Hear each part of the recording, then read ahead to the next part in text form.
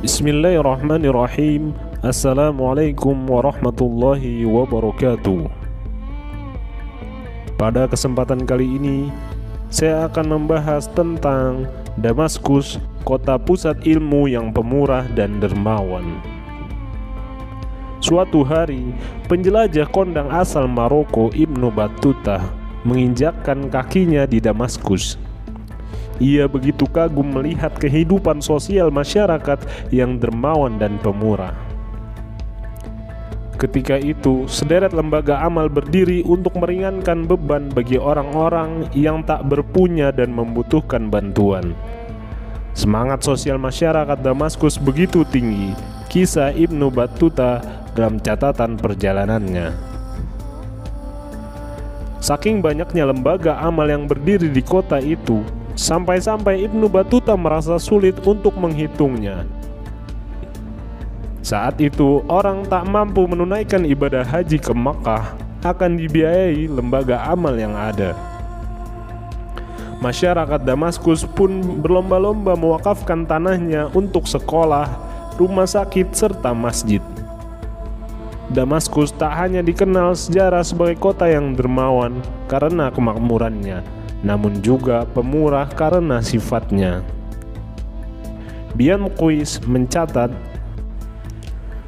begitu terbukanya Damaskus bagi para pengungsi asal Andalusia yang terusir dari negeri Spanyol ketika Kristen menguasai tanah itu pada abad ke-12 Masehi.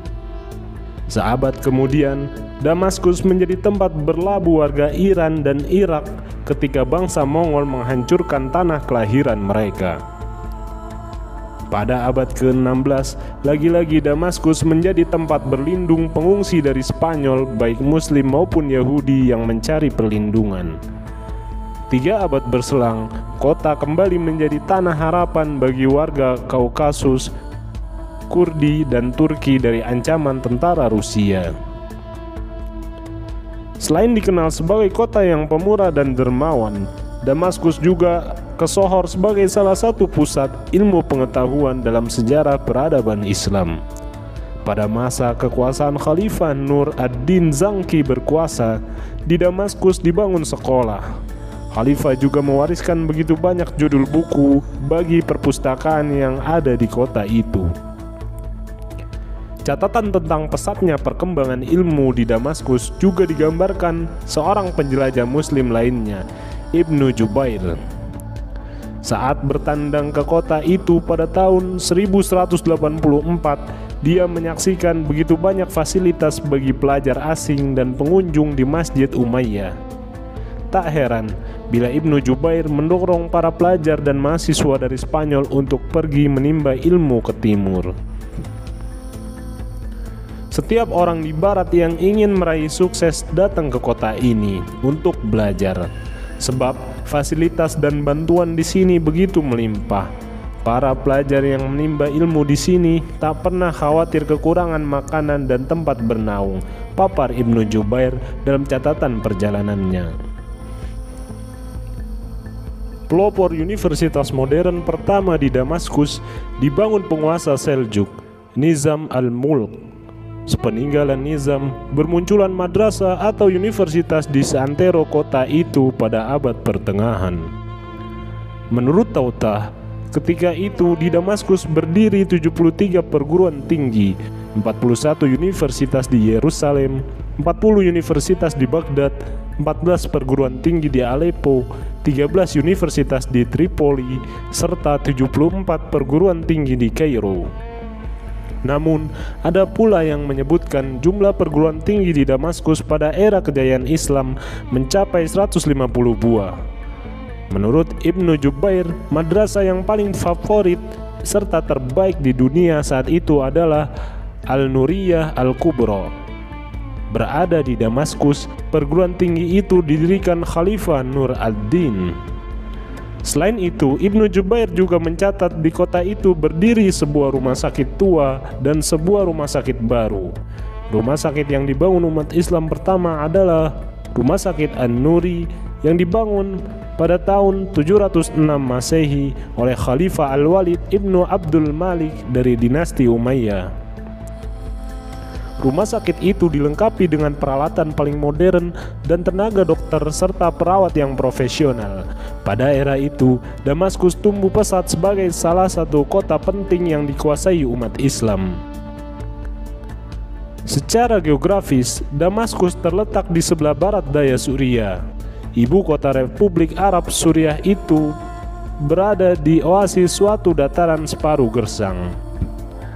Damaskus juga berbatasan dengan pegunungan anti-Libanon di sebelah timur. Di sebelah tenggara, kota ini berdekatan dengan Beirut, Libanon. Damaskus juga dilalui sungai Barada yang telah mengalirkan air selama ribuan tahun. Kota itu termasuk salah satu kota tertua yang dihuni manusia. Damaskus dibangun sekitar 3000 tahun sebelum Masehi. Berganti zaman, berganti pula penguasa Damaskus secara bergantian. Kerajaan Assyria, Yunani, Romawi, dan Bizantium menguasai wilayah itu.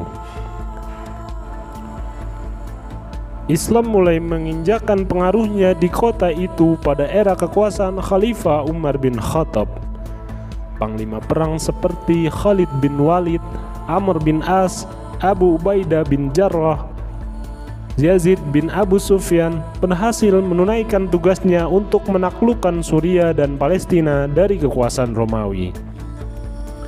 Secara resmi, Damaskus berada dalam kekuasaan Islam pada September 635 Masehi. Proses Islamisasi berlangsung damai dan lancar. Penguasa Islam tetap menghormati kebebasan beragama.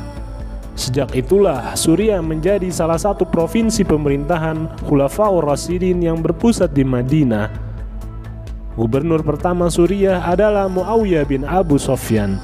Pada era kepemimpinannya, Utsman bin Affan kerap berkunjung ke provinsi itu. Ketika konstelasi politik di dunia Islam berubah, pada tahun 661 Masehi, Muawiyah bin Abu Sufyan mendirikan dinasti Umayyah dan mendapuk Damaskus sebagai ibu kota pemerintahannya. Salah satu agenda dinasti Umayyah adalah memperluas wilayah penyebaran Islam hingga ke Afrika Utara, Spanyol, Asia Tengah, Persia, serta India. Sehingga wilayah kekuasaan Islam pada abad pertengahan semakin meluas.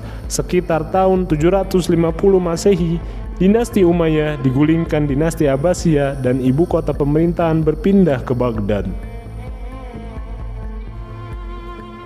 Ketika kekuasaan Abbasiyah memudar, pada 875 Masehi, penguasa Mesir Ahmad ibn Tulun mengambil alih kota itu.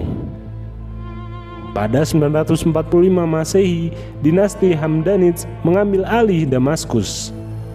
Sekitar tahun 968 Masehi dan 971, kota itu dikuasai Koromita.